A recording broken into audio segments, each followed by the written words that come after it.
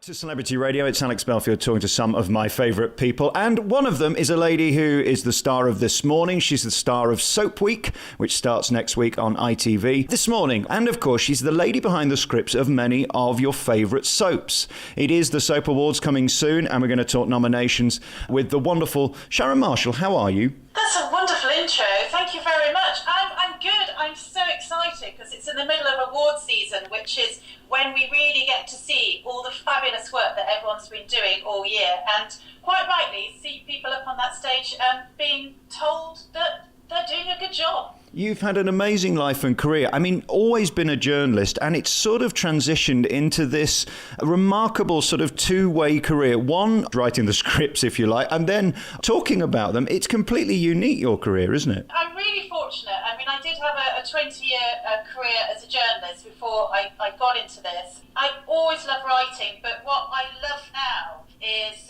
I always find it was really sort of fascinating to sit down, to talk to people, to talk about their lives. But the thing that I find is a huge privilege and something I find immensely enjoyable but difficult is actually getting involved in writing storylines that if we get it right, if we do it properly, and we hope we do, that we can actually potentially change people's lives and let them look at things in a different way. Perhaps, I know people say it's just a soap, it's just a soap, it's just television. But the thing is, what we hope is that we make people laugh, we make people cry, and maybe through storylines, we can perhaps help people see things in a different way. When we look at this year on the soaps, I think Coronation Street have got to have the edge in terms of storyline. I don't think I've ever seen as many interviews or column inches as Coronation Street has had in the last 6 weeks. I'm not wrong about that, am I? Oh, the grooming storyline. This is so brave. This is exactly one of the things I'm talking about, the storyline with Bethany. And I absolutely think Coronation Street is on fire at the moment. They've got a new boss up there, Kate Oates, who was the boss over at Emmerdale, and she just seems to have injected this energy into it. It's not only who shoved Ken, which I'm dying to know. I'm still thinking it might be that dog that shoved him down the stairs. I've got my eyes on that dog. But this grooming storyline with Bethany, I think it's so brave. It's something we're putting out on tea time viewing, but we're seeing this girl being dragged into something, being embroiled into something that if you look in the papers, if you look at the news, is happening, it is out there. And maybe if somebody watches it, if maybe they recognise this is something that might be happening to my daughter, this is something that might be happening to me, if you just stop one person being drawn into that, then that's what soaps do, and that's what soaps do best. But I'm so enjoying it at the moment. I'm absolutely gripped by Corrie. She's a piece of work, isn't she? I mean, what an actress. All of them. You know what? It's that Gail Platt family, all of the Platts. And they're all kind of up there. Jack P. Shepherd, I mean, he's been on that show since he was a little dot. Yeah. And he's still up there. He's still up for, I think it's his best actor he's going for. Actually, yeah, he's on the Viewer shortlist, isn't he? Yeah. And it's, again, the Barlows, still at the heart of that drama. After all these years, Gavin Barlow, he's been there for how many years? And he can still hold a storyline. He can still go centre stage. And it's one of those things, that's one of the things that I think the soap has over drama, because you've seen these people in your living room for years and years, because you care for them, then when you see them go through this stuff on screen, I think it really does draw you in and grip you like no other drama. And, a million politicians' messages can be out there saying, avoid this, don't do this, but you see it go through with someone that you love and you enjoy watching on screen, then that's when you can get to realise that is what's happening, that's what it's about. And these guys are such great actors and actresses. I mean, when the phone rings and Alison says, come up and do this one, that one or the other one, we just were up there for the new grandsons of Ken and speaking to them, and whether it's William Roach or whether it's Danny Miller at Emmerdale. I mean, these guys are such talented pros. The speed in which they remember these scripts, but more importantly, forget them and remember the new one, is just extraordinary, isn't it? Well, I remember being up on the set once at Eastenders, and I was watching the wonderful Ian Beale. He was going through his lines, and it was all at the height of Lucy's death. And Adam Woodyard was on the set, and he was screaming, crying, snot coming out of his nose. They shouted cut, and then he comes over and he was just talking to me about flats in Streatham. Oh, should he? And then never again, and he's back into it again. And what amazes me is, okay, I mean, I know they're not surgeons, we're not saving lives on it, but these guys, they do work so hard. The call times are 7 a.m. to 7 p.m. and they are on it, learning line after line of drama. I was over at Doctor's Set last week, and they've only got 12 cast members in that soap. And if you think about it, they're doing 5 episodes a week. And again, they were doing just scene after scene, absolutely perfect each time, take after take, perfect. One take and out. There's no room for error. And I think people sometimes think, oh, I'll be a soap star, all those parties you can go to, it'll be fabulous. They work so hard. Yeah, they do. And then, this is the only controversial question I'm going to ask. Can you have too much soap? The amount of script that you guys have to write and the amount of TV they have to churn out is so extraordinary. I mean, they're making more than a film, a cinema film a week in terms of commercial minutes of TV. It is almost ludicrous, isn't it, what the demands are on script writers, on the crew and on the cast? It is huge, but and you know what? A few years ago, I'd probably say to you, that we shouldn't be over 3 episodes a week. A lot of people, when it started going beyond that, were saying, this is going to ruin it, this is too many. But if you look at Emmerdale, that sort of quietly increased the amount of episodes they'd had. We do a couple of doubles a week. We'll be having 5 episodes, 6 episodes, and actually the quality went up. The awards started coming in as more episodes happened. And I think one of the reasons why is that you, to get the extra screen time, you bring in extra stories, you bring in extra characters, and you have time to let things really grow. And I think Coronation Street will be taking on the extra episode, but I know they are going to be extending the set, more houses, more characters, and somehow everyone just does it. It just works. Maybe you don't want to watch every single episode of everything every single week, but that's the beauty of a soap as well. You can kind of dip in, get in a storyline that you're involved in and you want, and then maybe sort of dip out again. You don't have to watch every single episode of every single soap, unless you happen to be the soap correspondent on a daytime TV show, in which case I'm afraid I do. How many hours a day do you sit in front of the goggle box? Do you know what?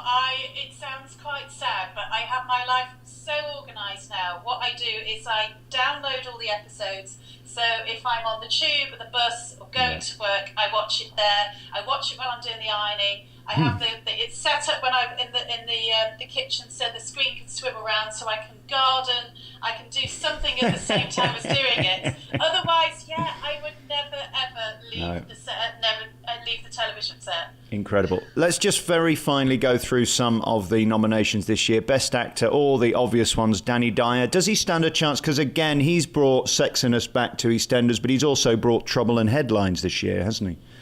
Well, he didn't win the viewer vote, did he? He didn't get through to the shortlist. There's been some huge upsets this year because Bill Roach was up, William Roach was up for the first time, I think it was. The viewers didn't put him through to the shortlist. Remarkable. The same with June Brown, the goddess that is June Brown, didn't get through. So as far as the viewers are concerned, let's have a look at who's actually through on the shortlist. You've got Jack P. Shepherd, of course, David Platt, Danny Miller, Aaron, John Middleton, Ashley Thomas, of course, he's done the heartrending storyline about Alzheimer's, and Hollyoaks. Hollyoaks is a real threat this year, real contender. 2 guys in there, Jamie Lomas, who plays Warren Fox, and Gregory, who plays James Nightingale. There's no EastEnders actors through on that viewer voting nomination on the shortlist at all. And over on the Best Actress, you've got Kim Marsh. I mean, she is a tour de force. Michelle Connors had amazing storylines this year in Coronation Street. Lucy Fallon, we were talking about before, Bethany Platt. This grooming storyline she has been terrific. It's hard to think she won't get it, isn't it? I mean, let's be real. Well, I don't know, because Lacey Turner. The fans love her. Yeah, She they has do. traditionally won it in the past, and Stacey's up there again. Charlotte Bellamy is up there for Laurel and Emmerdale. We know viewers have taken this Alzheimer's storyline to their hearts. And Sienna Blake, maybe Hollyoaks, maybe the villain of Hollyoaks is going to come in and steal it. I mean, she's already the victim of twincest, and she's carrying the twins of Warren, who's killed somebody. There's all kinds of things going on in Hollyoaks, and they do it all in heels. Isn't it amazing as well how sexy it's become to be in the soaps these days? I mean, they're rock stars in their own right. I had Catherine Tilsley on a few weeks ago. I mean, not only is she stunning, but hugely talented. They've got their own careers and lives outside the soaps now, which is nice, because back in the day, they didn't let them. We didn't get to know anything about them. And we do like them now. I mean, we get to see them, whether it be on Celeb Juice or bringing out a CD or in Panto. I think it does help sell the brand of soap, doesn't it? Do you know what? If all the soaps could get together and do a musical on stage, they would absolutely smash it. There are so many. I want to play Norris. People in there. You could be Norris. I'd love to see a swap where sort of the characters all went into the other soap one day. They're a talented bunch, and that's why you've seen so many people. You know, it is the joke. You go from Hollyoaks to Hollywood. It's not a joke. Yeah. Lots of people have done it. You see when people come outside the soaps, like Sarah Lancashire, who's just absolutely smashed it at the BAFTAs. People say if you can survive on a soap, you can survive anywhere, because you're bringing excellence to screen, but you are doing it so quickly and you're smashing it every single day. No, they're a massively talented lot. The only thing that worries me slightly over the awards coming up, and it's going to be 3rd of June, and it is live, is that we're not quite sure if we can get them all out of the bar in time. And you, of course, because the great thing about you is you get to go between them all and sort of live the dream. I mean, you know them all, they all know you. You get to write for them and work with them, and then you get to talk about them on things like Soap Week on This Morning. Are you living the dream? Is this the life you always wanted? Well, do you know what? I will love the fact that I've got to do all the interviews with them. We've got a Soap Week special on This Morning next week, where each day will be on a specific soap. So we've got all the doctors cast in, Hollyoaks cast in, and then I'm going to go from set to set. That's going to be terrific. But shall I tell you the honest truth? I'm not going to make it to the Soap Awards because I've got 3 scripts to write that weekend. And I don't have time to go and party. So I'm going to let the wonderful Emmerdale cast go up there. Hopefully we'll bring back some trophies. But wow. I'm very much behind the scenes on that job there. And as they are, there's 25 script writers. We're all going to be hard at work writing it because we've got 6 episodes to write that week. Incredible. And I guess this... So you'll probably go more than me. You'll be the one that goes and joins the fun bit with the drinks. Isn't that incredible? In the back. and I guess the skill you've got in making those scripts lovable, relatable, and a success is finding a way of talking like normal people do. That's not as easy as it sounds, is it? Making it sound like it's a natural conversation. Is that your skill, Sharon? Do you know what I do is I read everything out loud, which is slightly perturbing for the neighbours when I'm screaming things. I'm wondering what they're doing. I was thinking, what is going on in that woman's house? I think a lot of it comes from being a journalist, because as a journalist you learn to listen to people. I also used to ghostwrite columns a lot for celebrities, but a lot of it is eavesdropping. I unashamedly, what I do is I sit on a tube and I look for a couple who look like they might be able to have an argument. I go and sit near them and I write it down. And sometimes I just get, I want to sort of go, on, say this. But that's what I do. The skill is, which is quite difficult for somebody who perhaps talks all the time for a living. I think the skill as a writer is listening. And that's one of the wonderful things that I've got at This Morning, is that at This Morning we have the best experts in the business.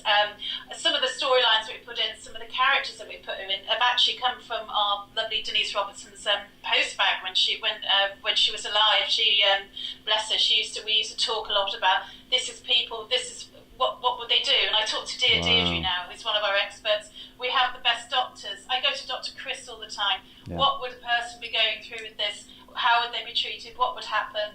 And we have the most wonderful people who are brave enough to come on This Morning and tell their real life stories. And I think sometimes everything's out there, all the storylines are out there, because life is incredible and life is brilliant. And and sometimes you just have to listen to people, listen to their stories, and then try and reflect that on the screen. Congratulations on everything. Just very finally, I was looking at you and your career. I mean, one of the things that you did, aside from News of the World and being a wonderful journalist, is bringing out novels. And, of course, one of them was with Tara Palmer-Tomkinson. That must have been a terrible shock for you. Oh, do you know what? It was absolutely heartbreaking. But one of the things that I said, and I said to a family, because we did do a book together. And one of the lovely things that she just made me laugh every day that we wrote that book.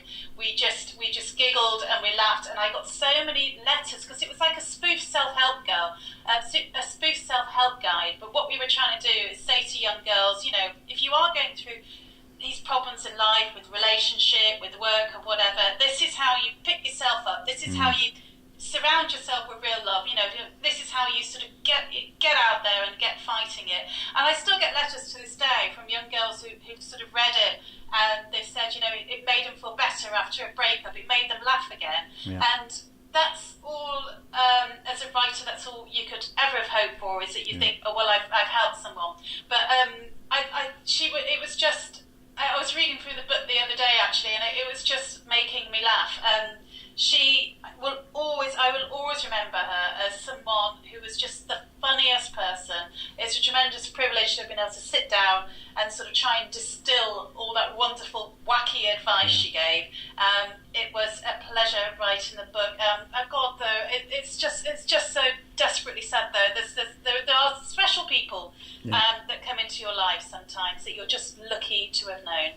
I did a life story interview with her. She was so charming and so warm, and I don't think most of the public got that about her. She was really a lovely person, and I think the headlines, she was part of that sort of ladette stuff that went on in the press for so long, and we sort of lost her, didn't we, in a way that charm and that wit and that funniness sort of was cast aside, and at least her humour lives on in that book, I guess. That's all we can say. She was clever, and that's the thing. I mean, she would sort of sit there, and of course she had a classical education, so half the stuff she was telling me I had to go away and Google. But it's all out there. I mean, God, the people, when she did put herself out, and there's a real strength in being that vulnerable to go out into the jungle, as she did, to put herself up on Fame Academy. And it's just, you know, she was completely unique. That whole generation of it girls. I can't tell you quite what she used to call that, but it was a little more... Did it rhyme with it? There was a word that she used to put to that. But you know what? It's as I say, it's a privilege to have known people like that, and to be able to work with her. It's just. I just miss her. There's not really much more I can say. Sharon Marshall, thank you so much for your time. You'll be on this morning, all next week, for Soap Week, and the Soap Awards take place in June. Such a huge year, and congratulations on all your success. I think what you do is remarkable. You're dedicated, hardworking, and amazing at it. Congratulations, and thanks for your time. Oh, we love you. We'll speak to you all the time. Should I get back on with my script now? Have a good day. Ta-da.